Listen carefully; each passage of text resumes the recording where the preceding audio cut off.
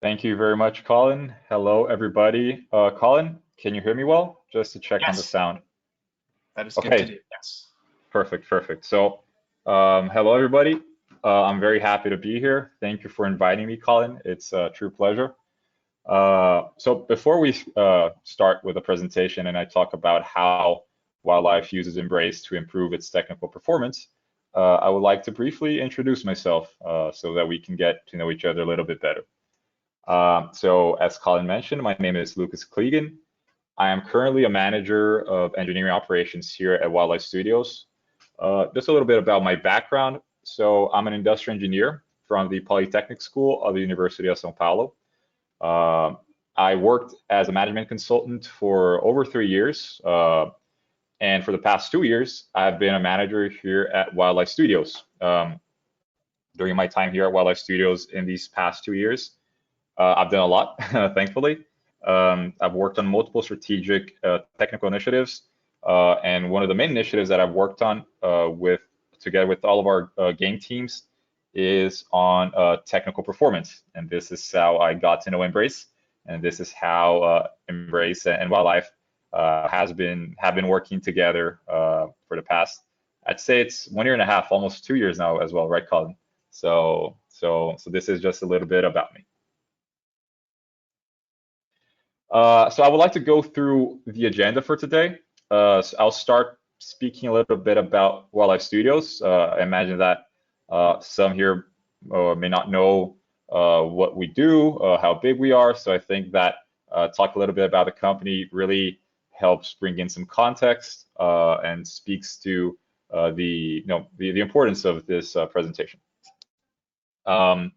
Then I'll go over to talk about challenges that Wildlife Studios faces as a large mobile gaming studio. So, and here we're more focused, of course, in technical challenges that we face. Next, talk about how, so the next three items are related to 5 examples, 5 cases that I'm going to talk about that really show how Embrace concretely helped and helps wildlife. So in the first case, we're going to talk about the first 2 cases. Actually, we're going to talk about how Embrace helps us keep games below bad behavior thresholds. Then how Embrace helps us leverage best-in-class insights to focus on actual issues and not false alarms. And finally, there is a last case that is going to show how Embrace concretely helps us to anticipate issues before we have to hear about them from our player base. So these are the contents for today, and I really do hope you enjoy. So yeah, so what is Wildlife? What do we do? And well, who are we basically? So we are a Brazilian mobile gaming studio founded in 2011. So we've been around close to 12 years right now. Our mission really is to connect the world with the fun of gaming. So we really strive to elevate and liberate creators so that we can create games that are fun, that help people engage, learn, and interact. So that's our mission. And I brought here some success metrics that really paint a picture of how big we are and what we aim to achieve. So we've launched over 60 games, and not all of these 60 games are what we call live games, but we have about 8 to 9 live games, which are games that we constantly launch new content and update. But throughout these almost 12 years that Wildlife exists, we've launched over 60 games. All these games have accumulated over 3 billion downloads. So I'm always impressed by that number because 3 billion is a little bit less than half of the population, if we think about it. So it's really interesting to see how big and the reach that our games have gone. And I also brought some notable partnerships, really focused on one of these specific games that is featured here, Tennis Clash, which is, as the name says, a tennis game. So we've done a lot of partnerships with famous and really important championships. If you're a tennis fan, you definitely know these. So Roland Garros, the U.S. Open, the Billie Jean King Cup. So we've had partnership with all of these tournaments. And basically what that means is that while these tournaments are actually happening in real life, we also have a gaming tournament inside the game, which players can compete and play. And in one specific edition of the Roland Garros partnership, the winner of that tournament inside Tennis Clash was awarded a trip fully paid to watch the Roland Garros final. So that was really fun. And these are just some of the partnerships that we have. So this is a little bit about wildlife, what we do, who we are, what's our size, just to set the background and set the context for what comes next. And yeah, here I have, I brought a few screenshots of some of our games. As you can see, we're really genre agnostic. So we have games ranging from, medieval games, coloring games, which I'm going to talk about, fighter jets playing, which I will also talk about, shooting games. So we're really genre agnostic. And what really matters, as I mentioned, is that we liberate the creators that we have in here to create whatever games, whatever mobile games that they think is fun and that will help people engage, interact, and learn together. So that's a little bit about wildlife. So wonderful. On to our next point of the agenda. What challenges does wildlife face? So I'm going to start with the first one here. First things first, scalability. We consistently launch new games, and whenever we're launching a new game or in the first few weeks that a game is launched, scaling the game and scaling the game safely is challenging. There's a lot of uncertainty of the size of new games. Is how big is a game going to get? That's something really hard to estimate. In the game's life cycle, we do have the alpha, beta, soft launch, global launch. So before the global launch, we do have some insights on how big the game can grow.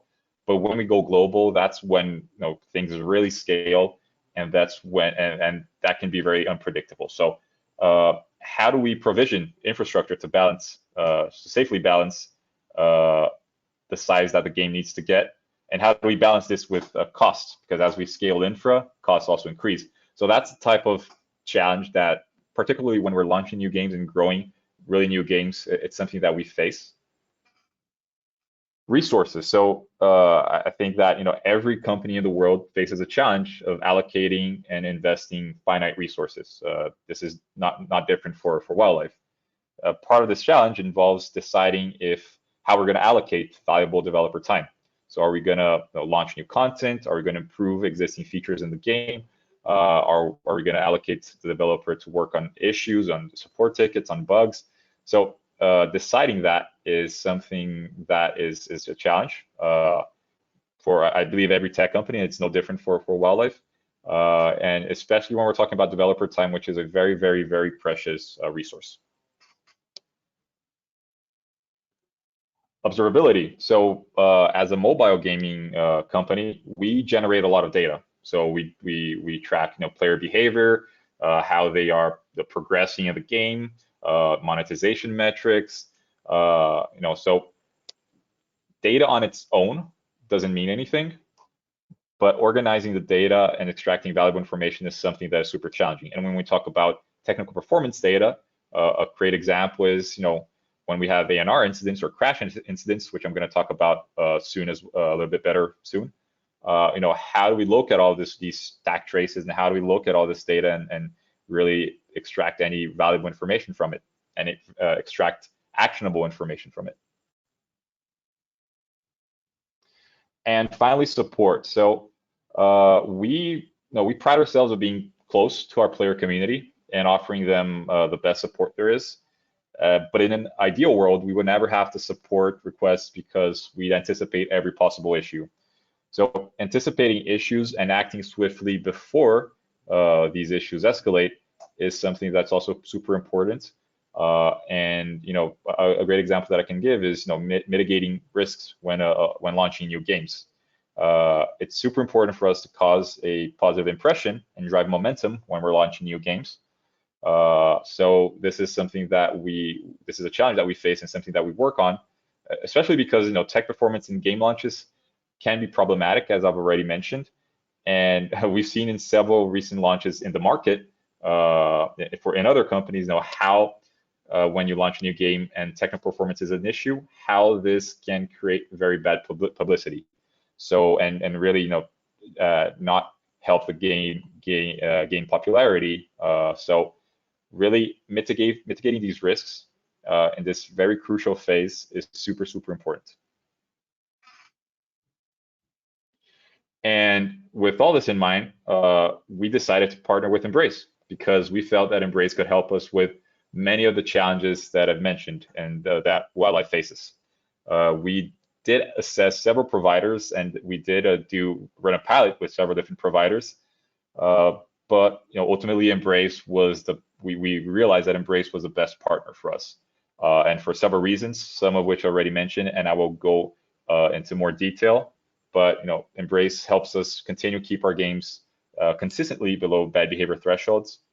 Embrace provides us with reliable and very deep data and insights based on the technical performance of our games. Embrace helps us mitigate issues quickly before they reach our player base.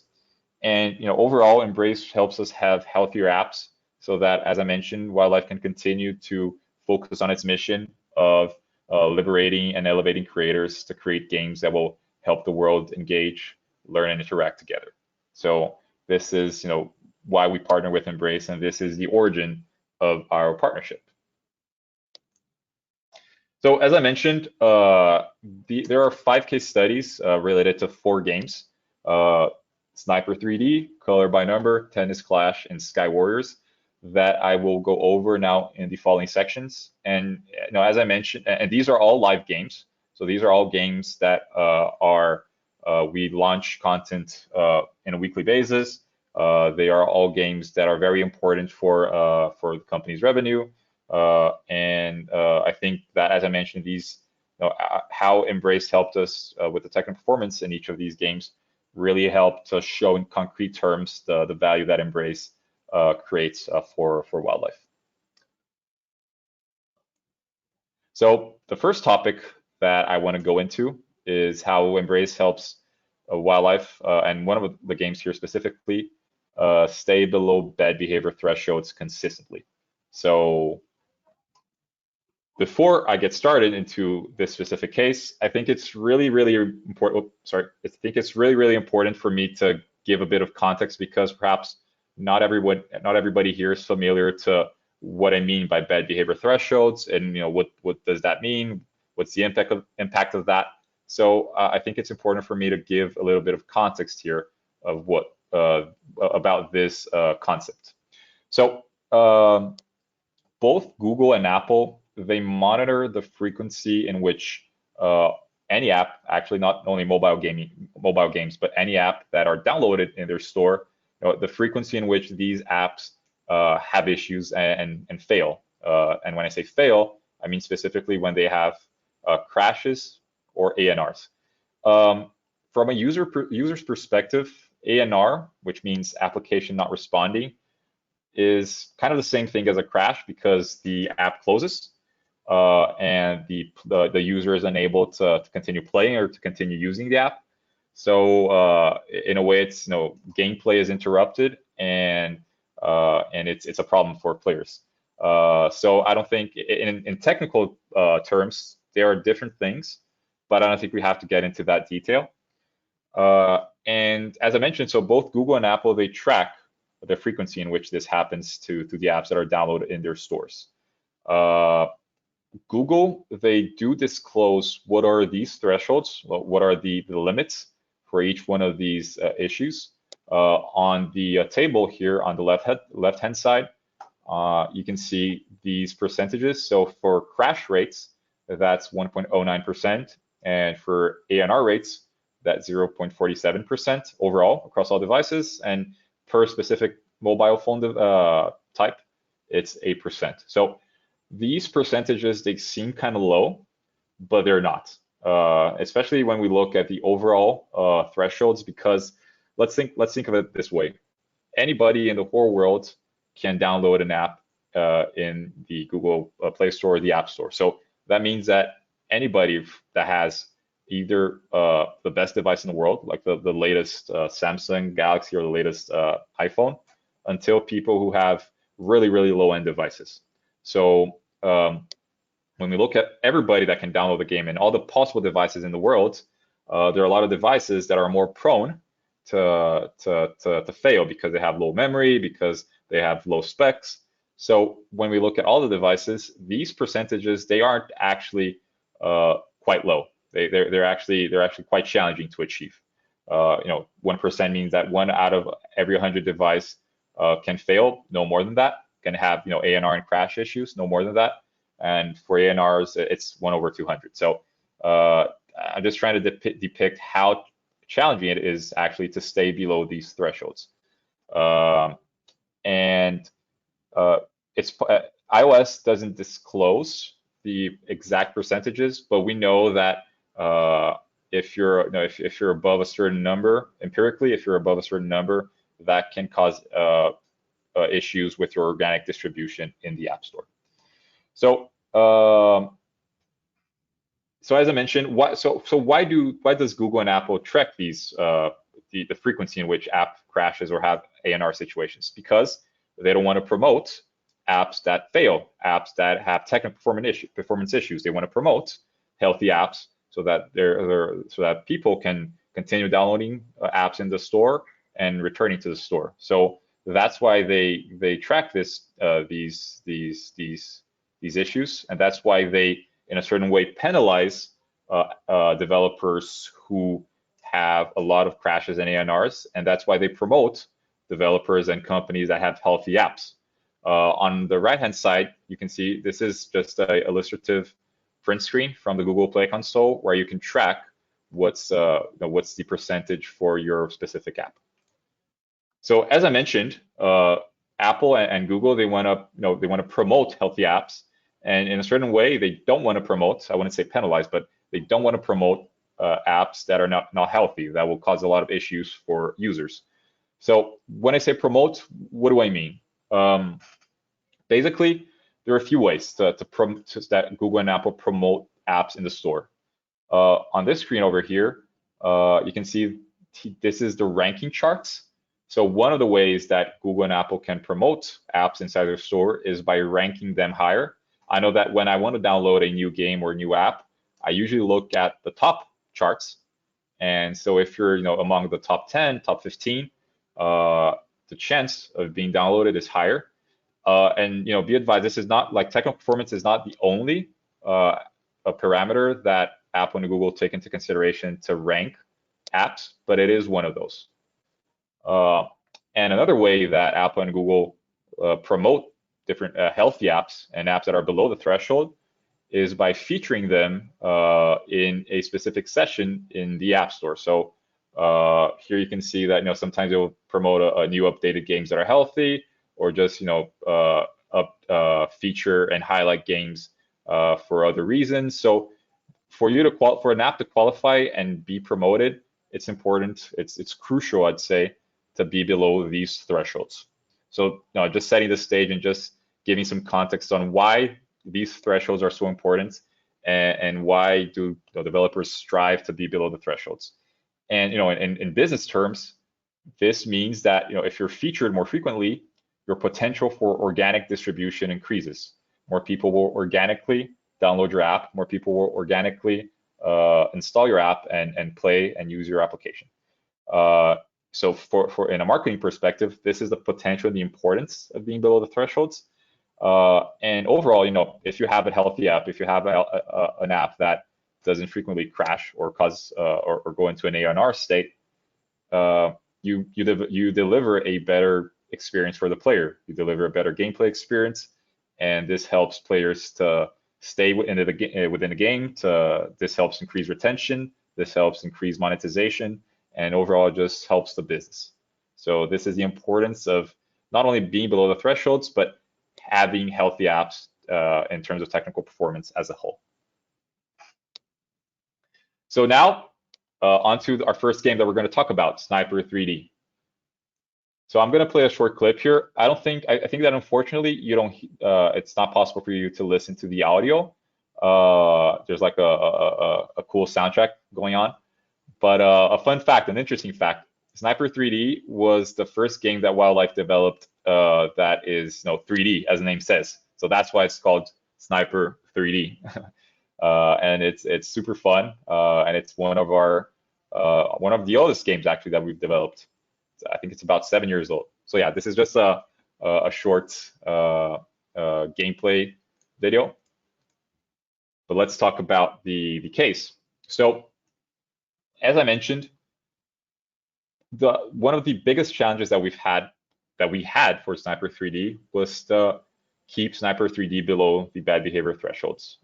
It's something that we invested a lot of developer time. It's something that we invested a lot of effort to stay below these thresholds, especially when we launched new content, new features, new maps. That would always require, like right after we launched new content, we would have to devote a lot of time to keep the app below the thresholds. And one of the reasons is that Sniper, as I mentioned, Sniper 3D is one of the oldest games at Wildlife, and it's been around for a while. And many people that worked on a game, are no longer working in this game. It was built using different standards, so it's really a game that's complicated to manage, complicated to continue building on it, and that's why we have this problem of having to employ a lot of developer time and resources to keep the game below the bad behavior thresholds. So with this, we brought Embrace, and Embrace helped us with a very important investigation. Through Embrace's information and dashboard, we were able to see that the ANR distribution of ANR situations, the sessions that had ANRs, and we realized that 60% of the situations in which an ANR happened, the game was on pause. 30% was when the game was in web views, and 10% was others. So obviously, we focused our investigation when the game was on pause. So this was the first important insight that we had through Embrace's dashboard and information. And on-pause situations are situations in which, for example, analytics calls are made and files are written, or when an app switches activities, for example, to show ads, or when simply the app goes to the foreground.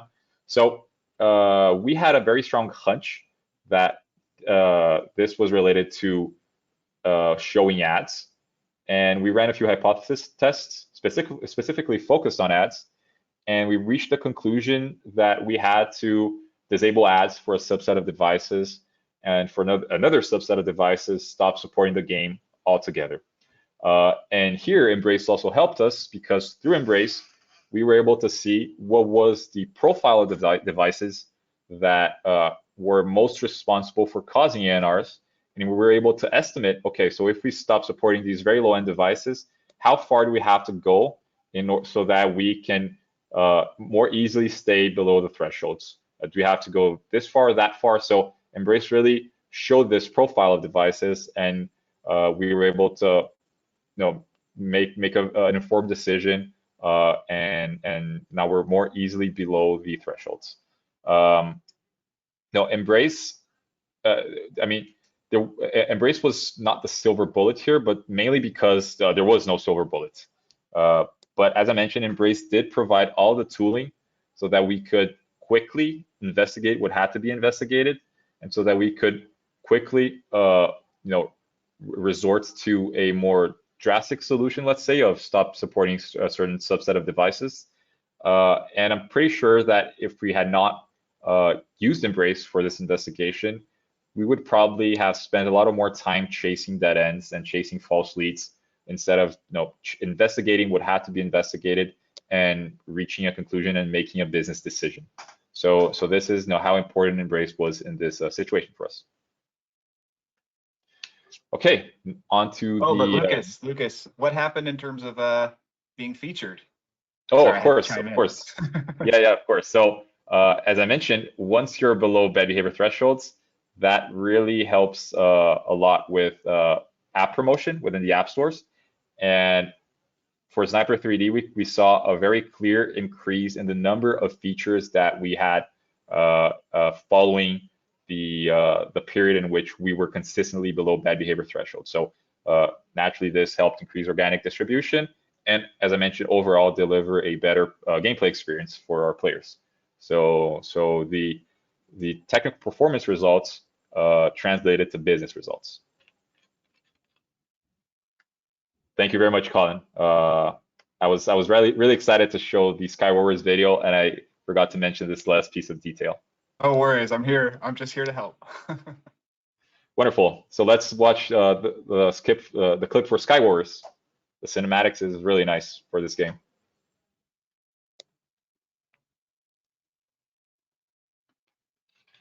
Yeah, this game is really beautiful. Looks just as good as Top Gun Maverick, the graphics. Yeah, I just love it. And I'm a huge fan of fighter jets, so I really enjoyed playing this game. Give it a try, download it. Yeah. Wonderful. So here we're talking about the same challenge, but it's a different situation for a different game. So we're talking about, in contrast, opposed to Sniper 3D, which is one of our oldest games, we're talking about a newer game, a game that was launched in the end of 2021 called Sky Warriors. And I'm here to talk about how Embrace helped this new game launch stay below the bad behavior thresholds, which I mentioned is so important. So as I mentioned, the problem, the challenge here was to stay below these thresholds for a new game launch. And what we saw happening in the first few weeks after we launched the game was that there were generic errors that appeared in other crash reporting tools. So we also use a few other tools that we always use before bringing in Brace. And what happened was that for these other tools, we were seeing some generic issues, but we were, the engineers in Sky Warriors, they were having a really hard time understanding what's the origin, what's the root cause of this error that we're seeing. So we used Embrace to investigate and to try to pinpoint where the issue was. And, Embrace showed that the error was related to a chat implementation that was leading to these crashes. So Sky Warriors has a chat feature, a chat capability in which you can chat with other players. And the library for this chat that's implemented within the game was causing a few issues. And Embrace showed us exactly where the issue was happening. So our crash rate was at 1.2%, which was above the thresholds, as I've already presented. And as I mentioned, Embrace showed us exactly where the issue was happening, exactly the line of code that caused a crash. And this helped us to quickly fix the issue in a matter of minutes, and launch a patch to fix the game. And with this, the crash rate decreased from 1.2% to 0.3%, which figures below the bad behavior threshold. So this also helped increase our features in the Google Play Store, helped highlight the game for the public. And as I mentioned, this is super important when we're launching new games, and it made a huge difference for the game to scale really early on in the first few weeks that it was launched. So besides, of course, allowing people to send messages to each other and to play the game without interruptions. So this was the result and the impact of using Embrace in this specific situation. Wonderful. So now I'm going to talk about two cases for a different category of problem, which is leveraging best-in-class insights to focus on actual issues and not false alarms. So as I mentioned, developers' time is super precious, and really reverting developers to work on what matters and what will bring results is super important for any tech company. So I'm going to talk about how Embrace helped us do this and improve this. And the game that's featured is Color by Number, a coloring game. So let's see a short clip. This game is super fun. It's as the name says, a coloring game. So you can paint like a preset of pictures, you paint for different numbers, different colors. You can also upload your pictures and paint a picture that you found on the internet, or a drawing that you drew. So it's super fun. It's really good to relax. It's really good to really good stress relief. I also recommend downloading it and giving it a try. That last one looked like it was out of The Hobbit. It was. Oh yeah, all right. Wonderful. So what was the issue here? So as I did mention, before we had Embrace, we were using a few other technical performance monitoring tools, and we usually saw a lot of data inconsistency and information inconsistency between these different tools, these different sources, and that's actually one of the reasons that prompted us to look for another solution and ultimately bring Embrace to work with us. In this specific situation for color by number, we're also seeing, our different other monitoring tools were showing different types of errors. It was really hard to reach a conclusion. And in this specific situation, there was a crash that only showed up in Embrace. And in this specific situation, it was not showing on other monitoring tools, which was worrying. So this crash was specifically related to an ad network bug, and it was impacting hundreds of thousands of players. And what's alarming here for me is that had we not been using Embrace, most likely this bug and this issue would have kept on impacting players for days or perhaps weeks. And because we had Embrace, we were able to identify, okay, this is an actual bug. Let's go there and fix it. And we were able to, as I mentioned, mitigate the impact that we had on our player base. So this, was super important, and it really helped us investigate what was the right thing to investigate and quickly solve an issue that was being very harmful for the app. So as I mentioned, the game team easily solved the issue with data from Embrace, and we're able to deliver a better player experience for everybody who was playing color by number.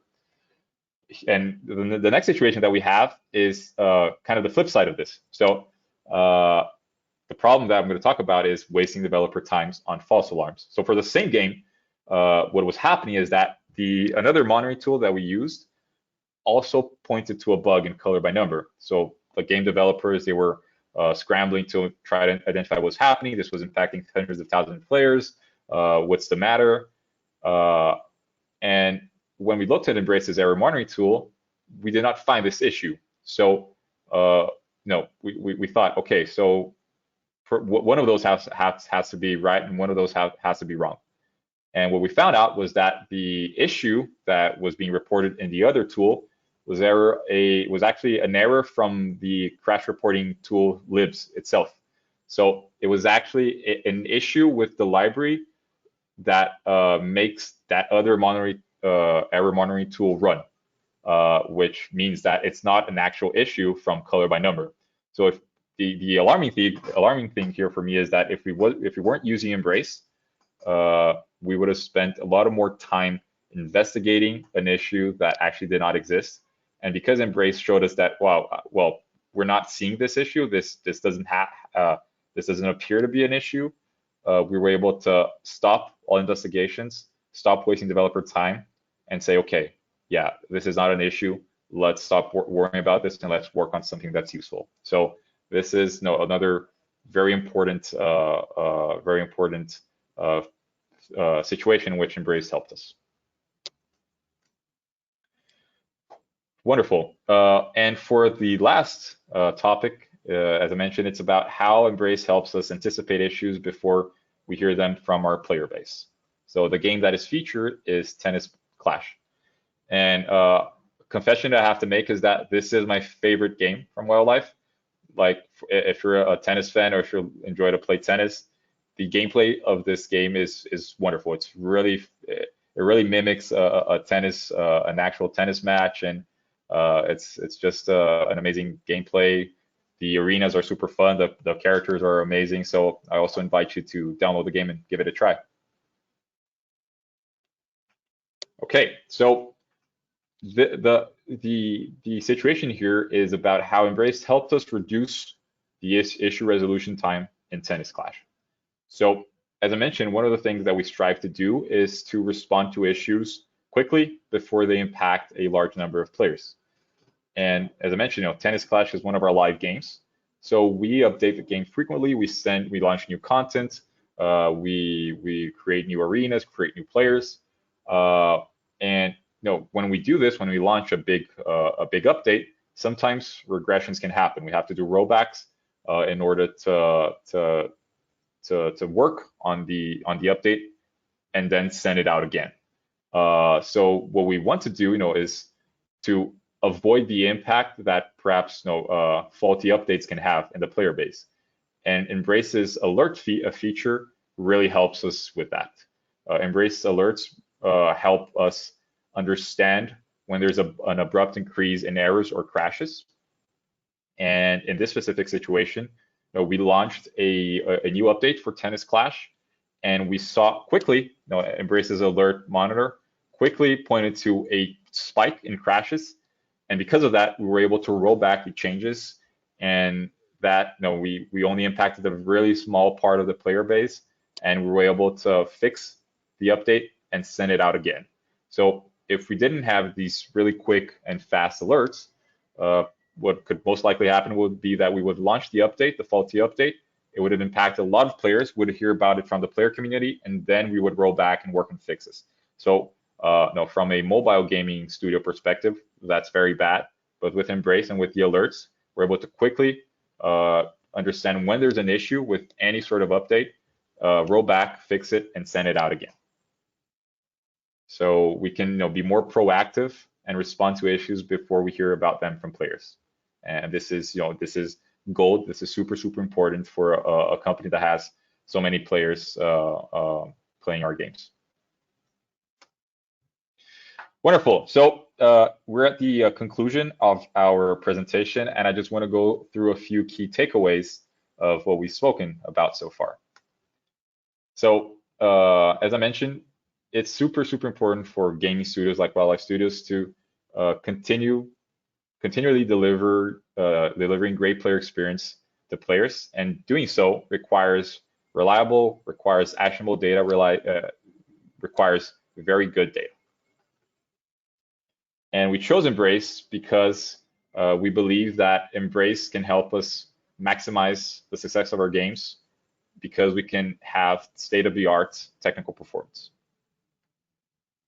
As I mentioned, we can now keep games consistently below bad behavior thresholds, and this is super important because this helps us be featured. This helps us increase our organic distribution on app stores and deliver great experience for players. We can focus the time of our developers, the precious time of our developers, to work on actual issues instead of false alarms.